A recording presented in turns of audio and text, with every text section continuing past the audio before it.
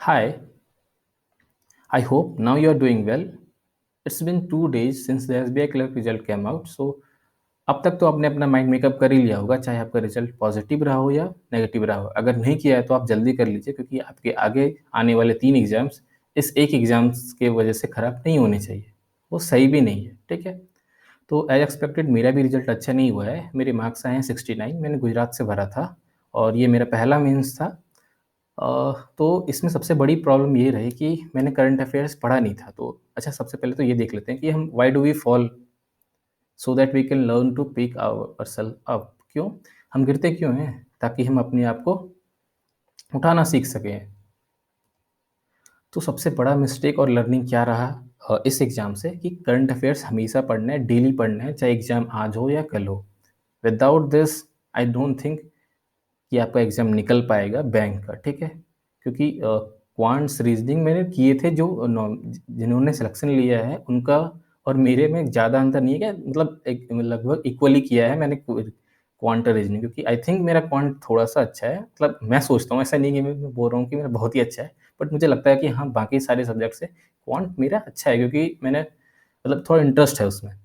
तो क्वांट और रीज़निंग में तो मेरे जो अटेम्प्ट थे वो लगभग बराबर थे जिनका सिलेक्शन है उनका, बट जो करंट अफ़ेयर्स है वहाँ पे बहुत ही कम चला गया था। बाकी इंग्लिश तो मेरे शिफ्ट में काफ़ी ईज़ी आया था। मेरा फर्स्ट शिफ्ट था, मैंने 36 अटेम्प्ट किए थे इंग्लिश में, बट जो रीज़निंग था, अरे सॉरी, रीज़निंग बोलता हूँ मैं, जो करंट अफ़ेयर्स है वो मेन प्रॉब्लम था।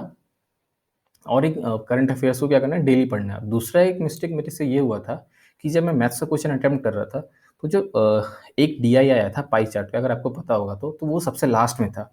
तो मैंने स्टार्टिंग में कुछ क्वेश्चन देखे, आधा से लगता मतलब 20 तक देखा होगा, 20-25 तक। उसके बाद मैंने सोचा कि अब ऐसे क्वेश्चन देखने से टाइम वेस्ट होगा, बनाना शुरू करते हैं जो भी बना था। तो मैंने 19-20 के लगभग क्वेश्चन अटेम्प्ट किए, बट हुआ क्या था कि जब मेरे पास लास्ट में 2 मिनट बचे थे, तब मेरा ध्यान, मतलब मेरा जो क्वेश्चन का पैलेट था, मतलब वहाँ तक मैं पहुँच पाया था, कोई डीआई वाले जो पाई चार्ट वाला डीआई था। अब वो डीआई डूएबल था, उसको आप कर सकते थे। अगर आपने भी फर्स्ट शिफ्ट में दिया था और आपने वो 2 डीआई आए थे जो ईज़ी थे, बन सकते थे। एक डीआई तो मैंने कर दिया था, दूसरा दिखा ही नहीं, वो लास्ट 2 मिनट पे दिखा जो मेरे से नहीं हो पाया। अगर आपने भी फर्स्ट शिफ्ट में एग्ज़ाम दिया था एसबीआई क्लर्क का, तो आपको पता होगा कि आपने भी सबसे बड़ा मिस्टेक वही किया था।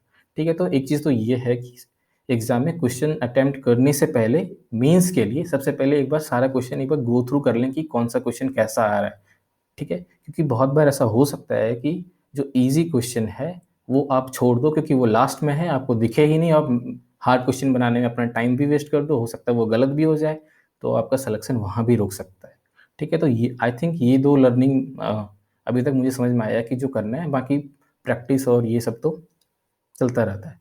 और one thing, this is not the end. मान लीजिए आपका सिलेक्शन नहीं हो रहा है, तो ये एंड नहीं है। बैंक एग्ज़ाम थोड़ी ना है कि मतलब जो लास्ट चीज़ थोड़ी ना है कि बैंक एग्ज़ाम से ही सब कुछ हो सकता है। There are many other things to do. आपको पढ़ना सबसे अच्छे से है। अभी मैं बताता हूँ कि अगर आप अगर आप पढ़ोगे तो आपका डेफ़िनेटली होगा। इस एग्ज़ाम में नहीं होगा, अगले एग्ज़ाम में होगा। जैसे मेरा अभी नहीं हुआ है, तो मैं उतना उदास नहीं हूँ क्योंकि मैंने पढ़ा ही नहीं था करंट अफ़ेयर्स, तो फिर उसके बारे में सोच के क्या फ़ायदा? हो सकता है आपने करंट अफ़ेयर्स भी पढ़ा होगा, फिर भी आपको 1-2 मार्क्स से रह गया होगा, 5 मार्क्स से रह गया होगा। तो कोई बात नहीं, वो अगला एग्ज़ाम है, वहाँ पे निकल जाएगा। अभी इसके बारे में सोच के नेक्स्ट एग्ज़ाम खराब करना कोई फ़ायदे वाली बात नहीं है। आई होप आप भी अच्छे से पढ़ोगे and stay strong. Thank you, bye.